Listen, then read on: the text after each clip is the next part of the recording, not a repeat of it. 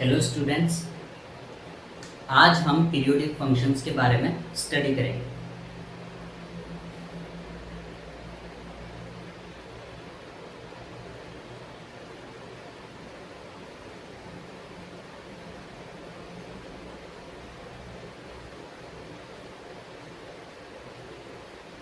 तो students, periodic function का क्या मीनिंग होता है? तो जैसा कि इसके नाम से ही हमें पता लग रहा है कि एक ऐसा फंक्शन जो कि पीरियड से रिलेटेड हो। पीरियोडिक का मीनिंग होता है रिलेटेड टू पीरियड। तो एक ऐसा फंक्शन जो कि पीरियड से रिलेटेड होता है उसे पीरियोडिक फंक्शन कहा जाएगा।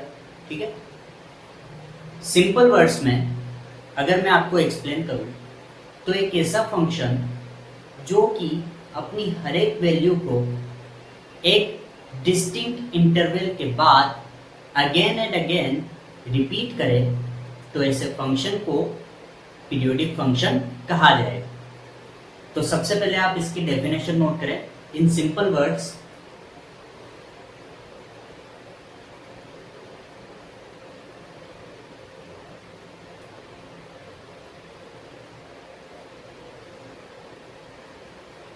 If a function fx repeats its every value after a distinct interval again and again, then it is known as periodic function. ये तो हमने केवल एक सिंपल डेफिनेशन देखी है। अब हम इसकी मैथमेटिकल डेफिनेशन की बात करेंगे। तो आप लोग लिखेंगे, सबसे पहले आप यहां पर देखो, मैथमेटिकली हम इसे किस तरह से डिफाइन करेंगे। Suppose there exist a function fx और इस फंक्शन fx के लिए एक non zero number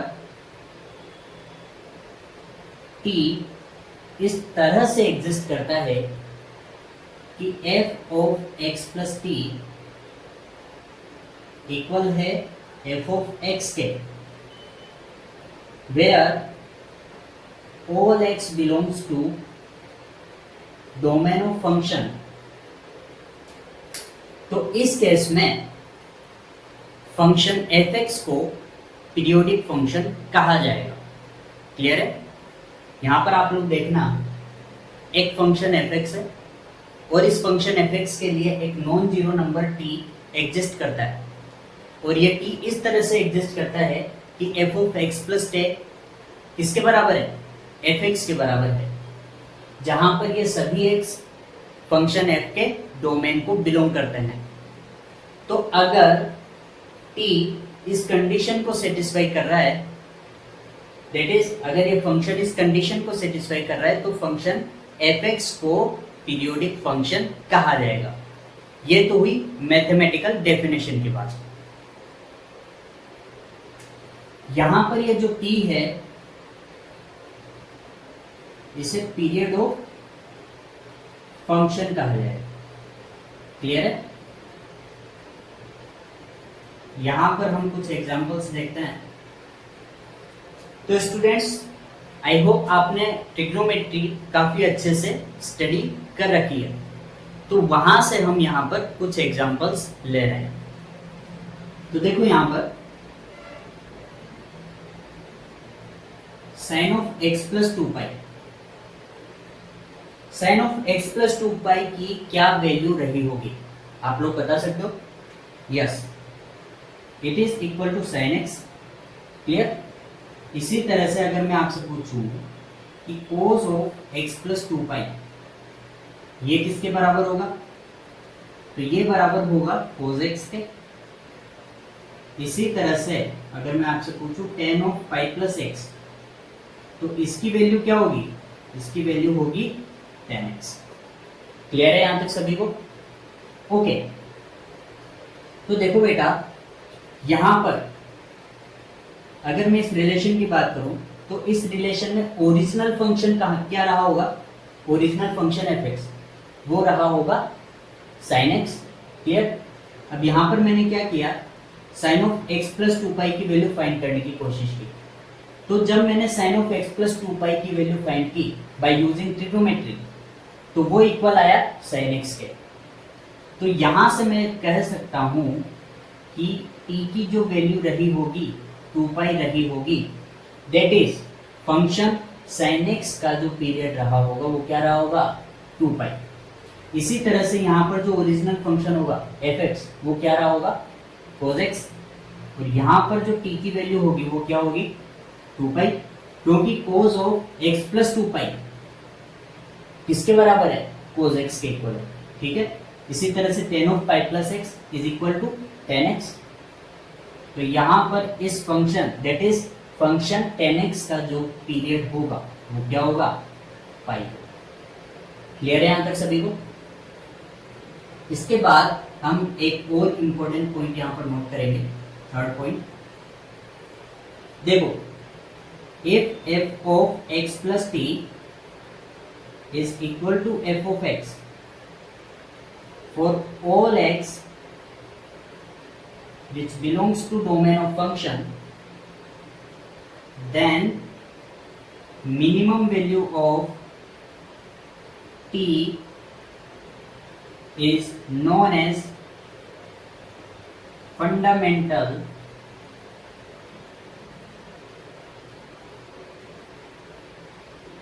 period of fx।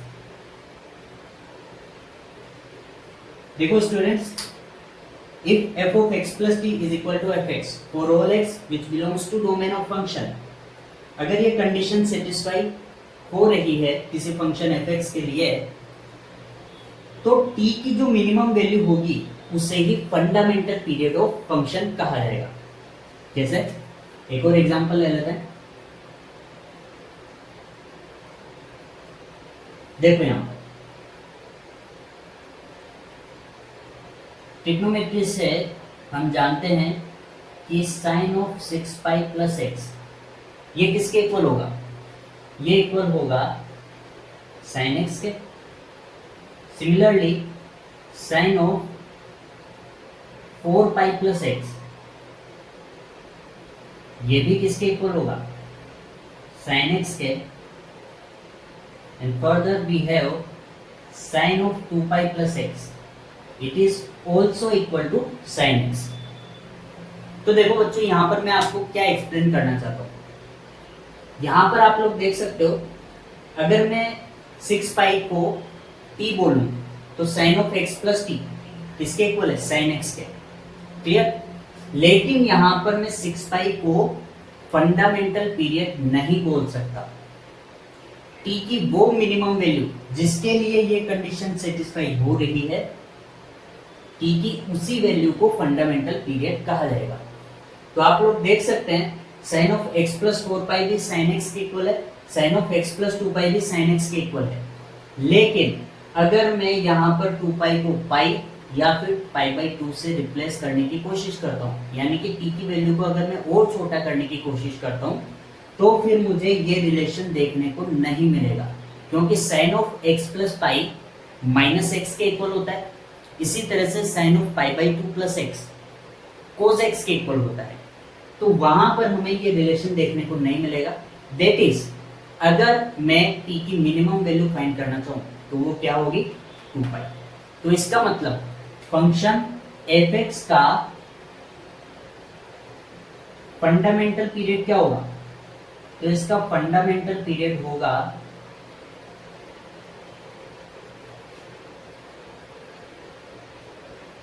2 पाई।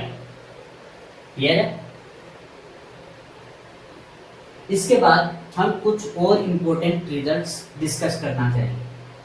आप यहां पर देख सकते हो, ये क्या लिखा हुआ है, sine of 3 into 2 pi plus x.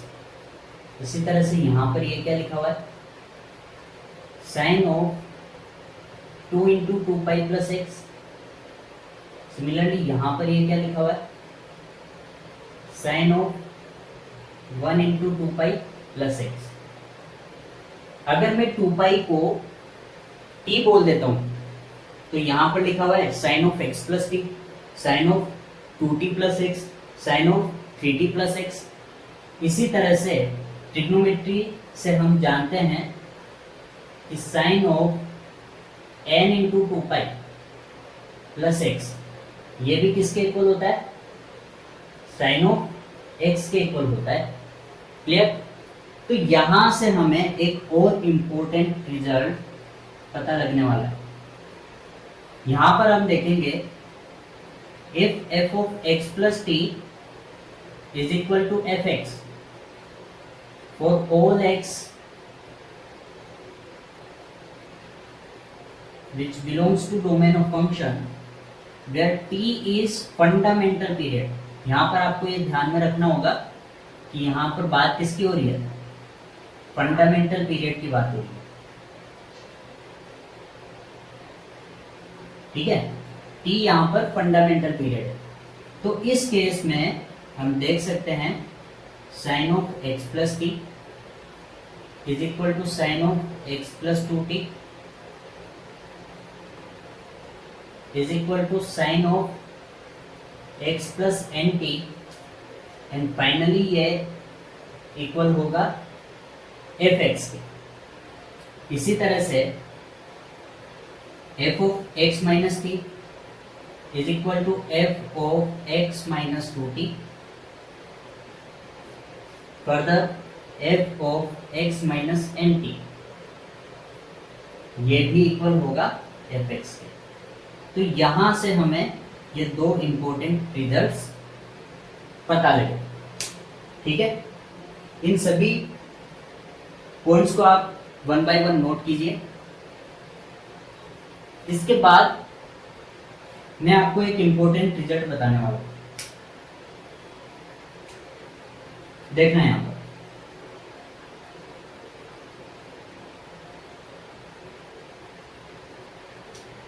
यहां पर मैं बात करूंगा कांस्टेंट फंक्शन के पीरियड के बारे में। तो देखना, मैं एक कांस्टेंट फंक्शन कंसीडर कर रहा हूं एफ एक्स इक्वल टू के वेयर के बिलोंग्स टू कोई भी एक रियल नंबर ले लेते हैं, के कोई भी एक रियल नंबर है। तो ये एक कांस्टेंट फंक्शन हो गया। क्लियर। अब आप लोग जानते हैं कि यहां पर मैं x को किसी भी वैल्यू से रिप्लेस कर दूं, आउटपुट में मुझे हमेशा k ही मिलेगा। क्लियर। आप लोग जानते हैं कि कांस्टेंट फंक्शन का जो डोमेन होता है वो सेट ऑफ रियल नंबर्स होता है। तो अगर मैं x को किसी भी रियल नंबर से रिप्लेस कर देता हूं तो भी मुझे आउटपुट में हमेशा k ही मिलने वाला है। ये बात क्लियर है। तो देखते हैं यहां पर, suppose f of x plus to लेता हूं मैं, तो इसकी वैल्यू भी क्या मिलने वाली है, k ही मिलने वाली है। यहां पर मैं लेता हूं f ऑफ x प्लस 3.5, तो इसकी वैल्यू भी k के इक्वल ही रहने वाली है। इसी तरह से f of x plus suppose 6/7, इसकी वैल्यू भी क्या होगी, k ही होगी। तो कहने का मतलब ये है, अगर आप लोग इन सभी रिलेशंस को ध्यान से देखें तो यहां पर जो t की वैल्यू है वो फिक्स नहीं है। अगर मैं 2 को t से रिप्लेस कर दूं, अगर मैं 3.5 को भी t बोल दूं, 6/7 को भी t बोल दूं, तो यहां पर जो t की वैल्यू है कांस्टेंट फंक्शन के केस में t की वैल्यू फिक्स नहीं है। लेकिन अगर हम देखें यहां पर कि क्या f of x plus t equal to f x वाली कंडीशन यहाँ पर सेटिस्फाई हो रही है क्या, for all x belongs to domain of function. तो यस, ये फंक्शन सेटिस्फाई तो हो रही है, लेकिन यहाँ पर t की वैल्यू फिक्स नहीं है। तो आप लोग नोट करेंगे यहाँ पर कांस्टेंट फंक्शन के केस में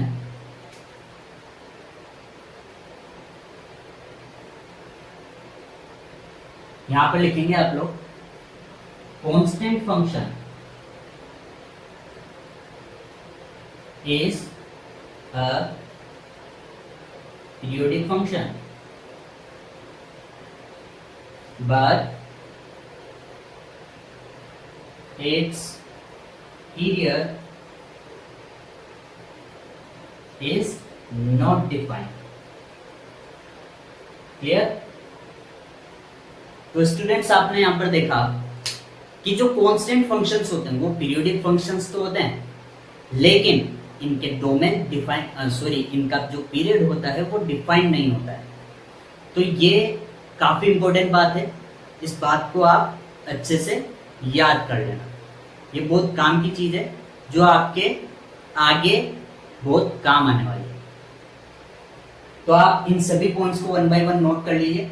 नेक्स्ट वीडियो में हम कुछ और इंपॉर्टेंट बातों के साथ मिलेंगे। Till then good bye.